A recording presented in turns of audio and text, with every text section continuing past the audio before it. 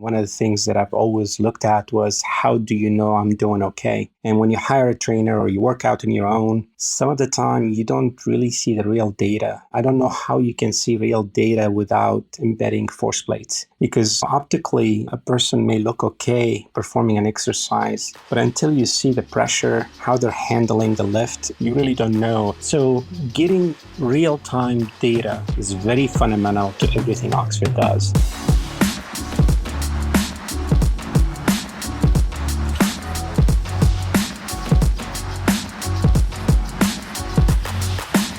Welcome back to the Fitt Insider Podcast. I'm your host, Joe Veneri. Today I'm joined by OxeFit CEO, Rab Shanableh. In this episode, we discuss the company's smart strength training equipment, why Oxfit is targeting the commercial sector, including sports teams and physical therapy, in addition to at-home. Plus, Rab talks about raising $35 million in funding, including investment from athletes like Dallas Cowboys quarterback Dak Prescott. Let's get into it. Hi, Rab. Welcome to Fitt Insider. Thanks for joining us. Hey, Joe. Good to be with you as well. Yeah, looking forward to chatting here today. And just to kick things off, can you introduce yourself and tell us about Oxfit? Yeah, I'm Rab Shanableh. I'm co-founder and CEO of Oxfit. We're based out of Plano, Texas, with offices in Texas and Florida. Oxfit is a unique tech company. I think it's integrated three key technologies around strength, cardio, and the use of force plates to create an all-in-one connected fitness platform. Yeah, and so just kind of zooming out a little bit, definitely falls into that, not only connected equipment, but certainly kind of an emphasis on strength training, at least kind of like from the outside looking in, right? And so higher level, can you just talk about when you got started, how long it's been? It seems relatively new, right? And then kind of like the size and or scope, whatever benchmarks you would use to talk about the company where you are today. Yeah, so Joe, I've been in the tech side, building different companies for 25, 30 years, and been blessed with working with some of the smartest folks out there, creating a lot of disruptive technologies in this whole area of cloud space as well as hardware. And a few years ago, I ran into my co-founder, Peter Newhouse. He's a very well educated robotics engineer with quite a bit of expertise in the space of machinery. And we got together and wellness and fitness in general. And I call it wellness just because this is not just a connected fitness machine. This is really, from day one, we wanted to target more of the entire wellness space. And when I refer to wellness, I'm talking about not just the home, but the consumer gym, the rehab clinic, the sports team, the college, etc. So we got together and we've been talking about the space, and we've talked about all these machines out there, and this one does this and this one does that. And it's like, why do you need all these segregate systems? So we put together some thoughts around that, and we said, let's just go figure out if we can get a system together end to end that has a view of addressing kind of the B2B market first. So I think this is a key differentiator versus the rest of the guys. I didn't want to take the consumer segment day one, because I felt if we can prove it for the professional market, the business, the large enterprise, chances are we're going to be able to build a consumer machine when the time is right.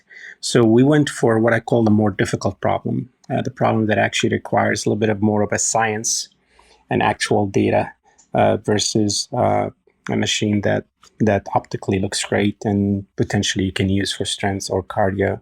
So we kicked it off formally in 2020. We're about 2.5 years into it and growing at a very nice pace. We launched our first product April of last year. We shipped the first unit, the XB1, in August, and went directly to a professional sports team. And from there, we have been scaling that across colleges, rehab clinics, high-end performance centers, and really addressing again the kind of what I call the space, the commercial space that requires the proper hardening in the tools versus just any traditional machine. And we just launched the consumer product in January. That's the XS1. and scaling at a pace I've probably never seen before. And I've built, like I said, 3 other companies that have done extremely well. And we got a long way to go, but it's heading in the right direction.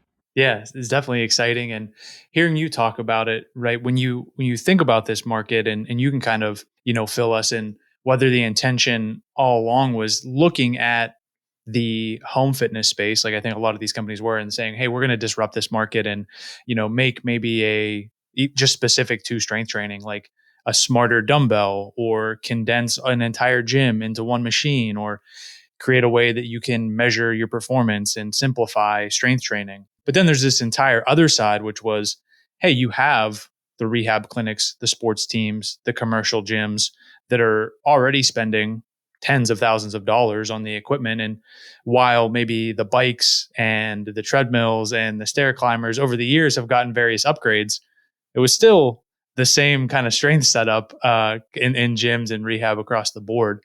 So when you think about going into and starting with, you call it like a little bit more validation required for it, but also the B2B segment, what was it like breaking into that? And were they receptive to the technology as you're basically trying to bring them into the present day? Yeah, I mean, it's you really hit on a really key point. To get into the professional space, and again, that implies, again, any sports team, any college, any rehab clinic, any high-end consumer that's more of into fitness 6 days a week or 7 days a week. You have to provide the right science, and the right science cannot be this is a great strength machine. Yeah, and I think this is the challenge with some of the existing players that try to make it out to the consumer market so fast. I've always been challenged in this space, and one of the things that I've always looked at is how do you know I'm doing okay? And when you hire a trainer, or you work with a trainer, or you work out on your own, and you follow a routine or a guided class, some of the time you don't really see the real data. And I don't know how you can see real data without embedding force plates. Because, optically, a person may look okay performing an exercise, but until you see the pressure and how they're handling the lift, you really don't know if they're doing okay. So getting real-time data while you're actually performing the exercise is very fundamental to everything Oxfit does. And that's why working with a large enterprise to break into that space was key in us saying, okay, now we're ready.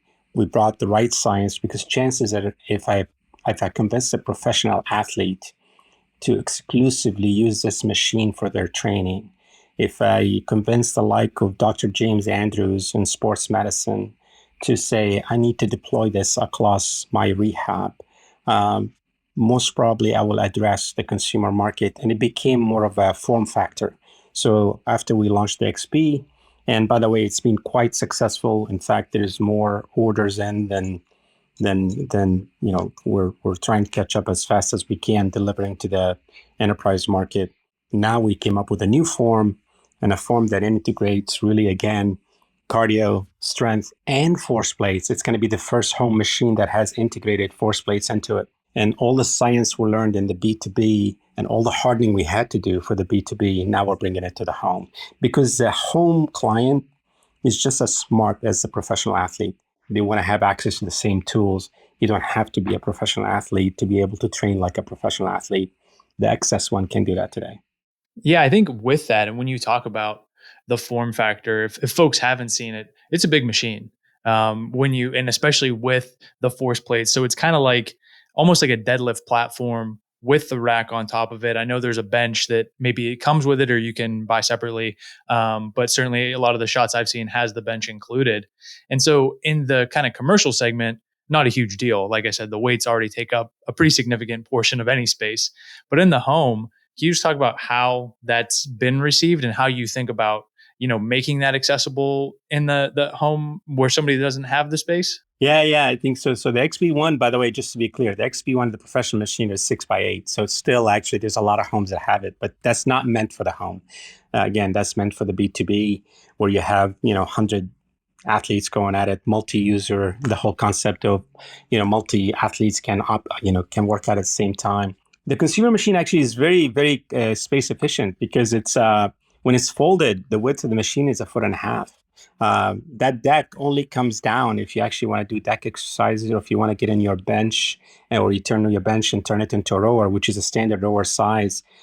So it has zero pushback. In fact, we've been getting quite a bit of compliments around the fact that I don't have to drill a hole somewhere, and you can move it around, and when you're done, the deck actually folds up and just totally gets out of the way. So there's been zero negative feedback. It's been all positive and received well. Got it. Yeah. And then on the kind of related to that in terms of accessibility and who is willing to pay for it, right? I think the initial machine for the commercial market is around $6,000. Maybe the at home one is slightly cheaper. Can you just talk about pricing and if that's been a hurdle as you're continuing to get out there? No, the consumer machine, the XS1 starts at, right under $4,000 and goes to about 5,500. But the 4,000 machine already has all strength exercises and your ski cross. And then we give an opportunity for people to upgrade to include the water activity, all the hydro activities. So canoeing, kayaking, paddleboard, rowing for another 899, I think, upgrade. And last but not least, it's going to be the first home machine that has motorized Pilates. For another $200, now you have also home Pilates in home. So really, if you start thinking about when you walk into a house and you see what people have done, by the way, me included when I started out, no longer the case, but you got you bought a bike, you bought a treadmill, you bought a cable machine, you bought a dumbbell row, in reality, why do you need all these separate systems? At the end of the day, you're interested on how well you're performing. You want to look at your data as an end-to-end. You don't want to be looking at a spreadsheet or a data from a watch and a data from a different device. So now you got one consolidated view that's got your cardio and strength. All of a sudden, you can mix in strength and cardio in the same actual routine. You don't have to get off and go to another machine. And it's consolidated in one price. So from a price point of view, it's very efficient compared to buy your bike and treadmill and everything else. And from a data point of view, you're looking at one app, one membership to access all your data. By the way, to access all the classes online that are no longer just, I'm a strength machine, I offer only strength classes. I'm a cardio machine, I offer cardio classes. And all of a sudden you add up 3, 4, 5 memberships. So overall, I think that total cost of ownership, it's been extremely effective. And I think this is why we've seen the takeoff rate that has happened to us with XS1. I mean, I think would be thousands of units this year. And for a company that just launched a new product, that's past a lot of targets I've set for. Yeah, definitely. And with that, we've kind of talked about the overall system, and there are other components, right, that I want to talk about in terms of the content and maybe the software that's getting created behind that. But just on the strength itself, what is generating that force? And there's a couple of different systems, right? Magnets, pulleys, different things. So how are you approaching it? It's motorized resistance that's controlled by a cloud software that controls the resistance that gives you the effective force. We can do on the strength machine that's meant for the B2B, we can do up to 547 pounds, which is unheard of in anything that's, plates free or weights free, actual physical weights, and all controlled by the same software that controls the XS1. And this is really great as well, because now the data migrates with you. So if someone really just wants to stay with the XP1 because he wants more of the in-depth techniques, their app as well works across the board. On the XS1 machine, physically, actually, we tested north of 275 pounds, which is probably the highest resistance machine out in the market for a home. Now, what we limited in the software and what we told people, let's not go beyond 250. But it's the same principles. Instead of 4 motors for the XP1, it's 2 motors. We've also came up with this kind of concept, what I call freestyle. So if someone really knows what they're doing and they just want to apply a weight to the deck or a weight to the vertical, you don't have to restrict yourself to a certain exercise. You could actually just perform based on any of the accessories, whatever exercise you want, as long as it's under that weight limit.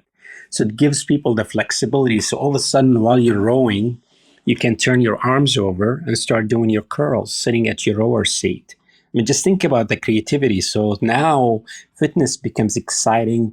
You don't get bored with it. You're not restricted to routine 1, 2, 3. You really mix and match what you want. And if you want to dial into a class, you just dial into a class. And if it's one day it's a Pilates class, one day it's a rowing class, it's a skier class, it's etc. Yeah, I think with that, and just hearing you talk about it, when you talk about, what you're measuring, how you're approaching it, the channels you're trying to sell through, kind of starting with the B2B. Most, I think, initially, and if not a majority of the kind of companies, especially in the at-home space, are focused on kind of this instructor-led or class-based recreating boutique fitness. This is definitely like a more performance-driven, athletic-driven approach.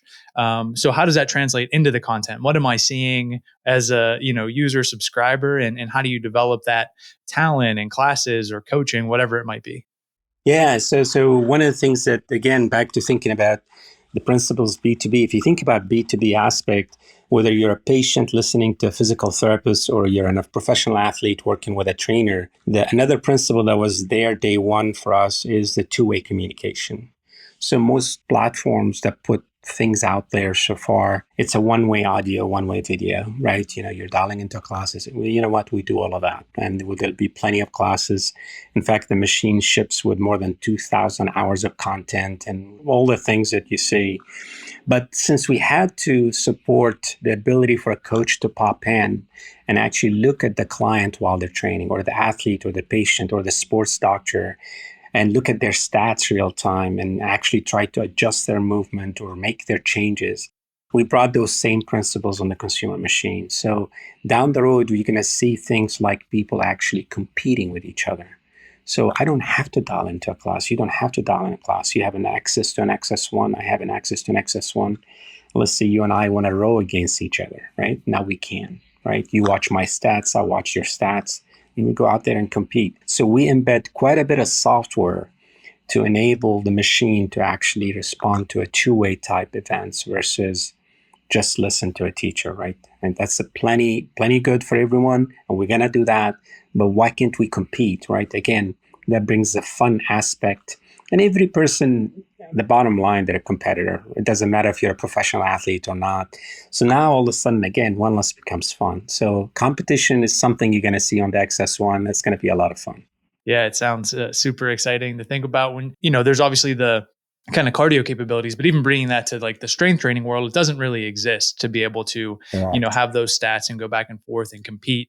So a step further, right, when you think about the strength training aspect and adding the innovation and technology to it, is there an ability to, let's say, recommend the weight I should be lifting, control that weight throughout, recommend that I maybe go higher, do eccentric movements? What all is coming to it from the overall experience? Yeah, so just like in the case of cardio, where they give you the obvious cardio metrics, in the case of power, we give you the velocity and the power real time. And as you do, whether you do eccentric or concentric overload, you can actually make the adjustment not only on specific exercises. So all of a sudden, it's enabled across your barbell, across your single handle, single arm, waist harness. I mean, that's another thing that's really important and critical. A lot of people don't pay attention to kind of the traditional back problems people have. So having the ability to do waist harness and do an eccentric concentric overload, all of a sudden you put more focus around your legs and protect your back, right? And these are very difficult to do in software, and we've implemented that. So we'll continue to evolve that. There's another concept we introduced is probation loading. So it's nice to be able to work your core, not recognizing where some of the random kind of movements are coming from. So now all of a sudden you can set your perturbation rate and get into the exercise. And while you're doing just, let's say, a back squat, you can actually introduce 20, 30, 40%, 100% perturbation. So all of a sudden, instead of just working the typical muscle group that comes along with back squat, now you're working your core muscle group, working in your balance because you're standing on a force plate. So think about doing a traditional back squat with perturbation, but at the same time, you're watching your balance meter. So there's actually a real-time balance meter that tells you, your balance. Or by the way, you may actually feel great, but it looks like you're compensating on the left side.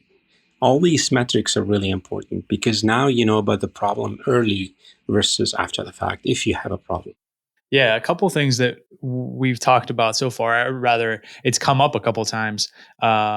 sports performance, performance in general, athletes, kind of like everybody's an athlete. More specifically, in this case, you have a number of kind of athlete investors. You mentioned the first machine shipping to, I think you said it was a professional sports team. So when it comes to, I think it's Jalen Ramsey, Dak Prescott, you can go through the whole list if you want to, but a number of kind of athletes and folks, Dustin Johnson, the golfer, are involved. How did that come about? What's the value of having them involved? And kind of, is that essential to this, blending the performance, the athletic kind of inspiration going forward? We love our athlete investors. They're family to us. I love them because sometimes they come here and actually do the rehab here. So they just walk in and say, hey, I'm going to brought in my PT and I'm going to do my rehab on it. There's no bigger vote of confidence than that when you have a professional athlete. And you can imagine with all the tools typical professional sports organization have, and yet they stop by and do a workout or do let's say they're on a rehab regimen and they implement it here. I think that what's really different, and you've seen this with probably a lot of brands where they bring in a lot of athlete supporters. I think the difference, Joe, you need to know is I have not paid any of my athlete a dime. And in fact, every athlete ended up investing, and none of them were asked to invest. Some of them were asked just to be part of the Ox Life personality. And every single one ended up investing in the company. And the list is growing larger and larger because I think they see how real this tech is. This is not another just gadget, right? This is a machine that's got quite a bit of science that's going to be very difficult to replicate. It's science that actually provides real-time data that helps them stay healthy. And that's the fundamental thing about athletes is being healthy. So they can, obviously they're very talented, otherwise they wouldn't be professional athletes. It's pretty competitive, but them staying healthy and them staying consistent, right? Because consistency is another thing that I think all of them deal with. And seeing real-time data, how you're doing, how you're training, how you're improving session over session, pre-game, post-game, getting assessment, that's another capability we have in the machine. It's just giving them all the tools, hopefully, to get better. And it's been validated by a wide spectrum of athletes with different backgrounds, from football to basketball to baseball to etc. golf. And there's going to be a long list coming that we have not announced yet. And we love them and we hope to grow them. There is no better validation than those guys. And by the way, we have the same thing in the sports medicine side. We have several sports doctors that actually also are investors that deal with specific athlete injuries as well. We only announced Dr. Andrews, but we'll be announcing a few more in the coming months. Yeah, the synergies definitely make sense from the validation, from the branding, and just having that kind of support and guidance as well. Is you're appealing to the athlete and everyone, having those athletes on board, it goes a long way. Right. If we maybe zoom out a little bit, and I think it'll be interesting to hear your thoughts on this specifically, because I talked to a lot of different founders, CEOs, investors in the space. And obviously over the last 2 years, we've had the crazy boom of connected fitness, and especially at home. And now maybe that softening a little bit, different companies seeing different kind of results.